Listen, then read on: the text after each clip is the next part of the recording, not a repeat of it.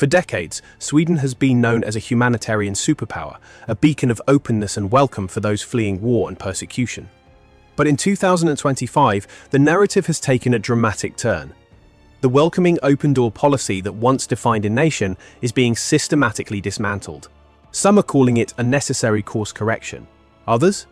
They're calling it a declaration of war on immigration. Today, we're delving deep into the seismic shifts in Swedish immigration policy. What are these changes? Why are they happening now? And what does this mean for the future of Sweden and the thousands of people who dream of calling it home? To understand where Sweden is in 2025, we first need to understand how it got here.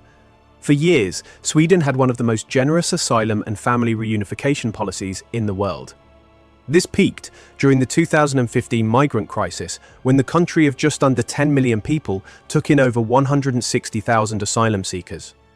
But this open-hearted approach has, in recent years, been met with growing challenges.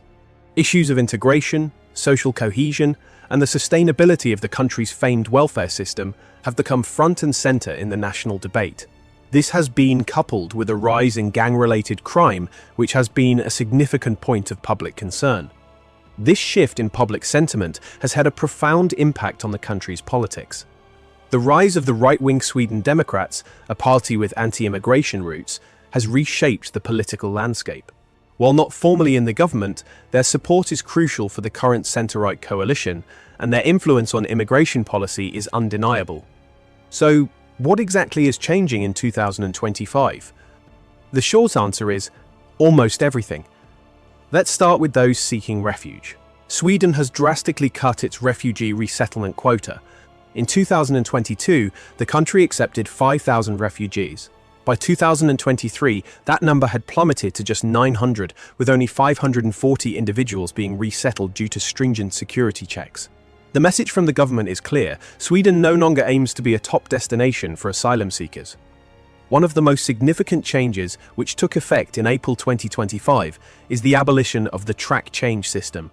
This was a unique feature of Swedish immigration law that allowed asylum seekers whose applications were rejected to apply for a work permit from within the country, provided they had found a job. This system is now gone. Those who have their asylum claims denied will now have to leave Sweden to apply for a work permit.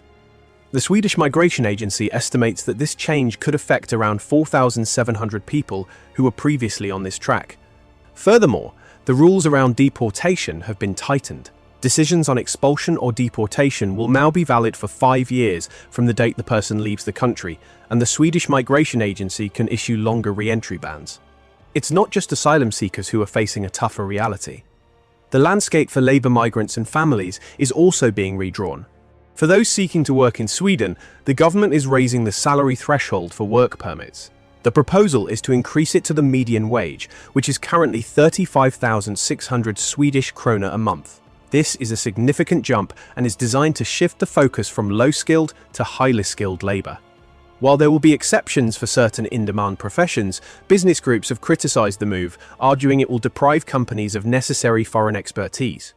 Family reunification, another cornerstone of Sweden's previous immigration policy, is also being restricted. The government is tightening the rules, making it harder for foreign nationals to bring their relatives to Sweden. This includes stricter income requirements for sponsors to prove they can financially support their family members. The government's rationale is to align Swedish policies more closely with the stricter requirements of the European Union. For those already in Sweden and hoping to become citizens, the path is set to become longer and more arduous. A major overhaul of citizenship laws is underway. One of the key proposals is to extend the residency requirement for citizenship from the current 5 years to 8 years. In addition to a longer wait, applicants will face new hurdles. There are plans to introduce language and civics tests to ensure a better understanding of Swedish society. Financial self-sufficiency is another new demand. Applicants will need to prove they can support themselves financially. The government also wants to investigate the possibility of an obligatory citizenship ceremony, which could include an oath of loyalty. Even before these new laws are fully implemented, the government has signaled a desire to pause or delay citizenship applications. Perhaps one of the most controversial aspects of this new approach is the re-evaluation of access to Sweden's generous social welfare system for new immigrants. In a move that has sparked considerable debate, the government has proposed legislation that would deny new immigrants access to most forms of social assistance for the first 5 years of their residency. The stated aim is to reduce the attractiveness of the assistance system and encourage immediate entry into the labour market. Critics, however, see this as a measure that will deepen the gap between the local population and new immigrants, stripping them of a crucial safety net during their most challenging years of integration.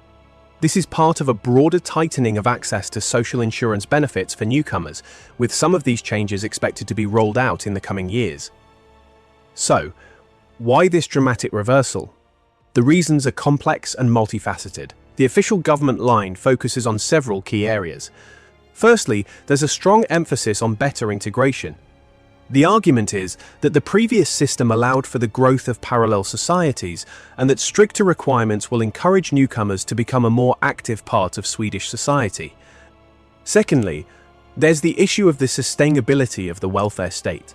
The government contends that the system needs to be fair and the benefits should be earned. Thirdly, and perhaps most prominently in the public discourse, is the issue of crime and security. The government has linked immigration to rising crime rates and has stated that a more restrictive policy is necessary to ensure the safety of its citizens. However, it's impossible to ignore the political dimension. The current government's reliance on the Sweden Democrats has undoubtedly pushed the immigration agenda in a more restrictive direction. There are also signs that these new policies, combined with a high cost of living and a challenging job market, are leading some immigrants to leave Sweden. A report from March 2025 highlighted a significant increase in people moving away from Sweden in 2024, citing economic struggles, difficulties in finding jobs that match their qualifications, and the feeling of being unwelcome. Sweden in 2025 is a nation at a crossroads. The war on immigration, as some have termed it, is a reflection of a country grappling with its identity and its future. The government's paradigm shift is aimed at creating a more sustainable and integrated society, but the long-term consequences of these policies are yet to be seen. Will these stricter controls lead to a more cohesive society, or will they create deeper divisions? Will Sweden be able to attract the high-skilled labour it needs while closing the door to others? And what does this mean for the idea of a humanitarian superpower in an increasingly turbulent world? One thing is certain: the Sweden that was once known for its open arms is now, for better or for worse, presenting a much more guarded and demanding posture to the world. The story of Sweden's relationship with immigration is far from over, but a new and much more restrictive chapter has undoubtedly begun. Thanks for watching. What are your thoughts on Sweden's new immigration policies? Let us know in the comments below. And don't forget to like and subscribe for more in-depth analysis of the issues shaping our world.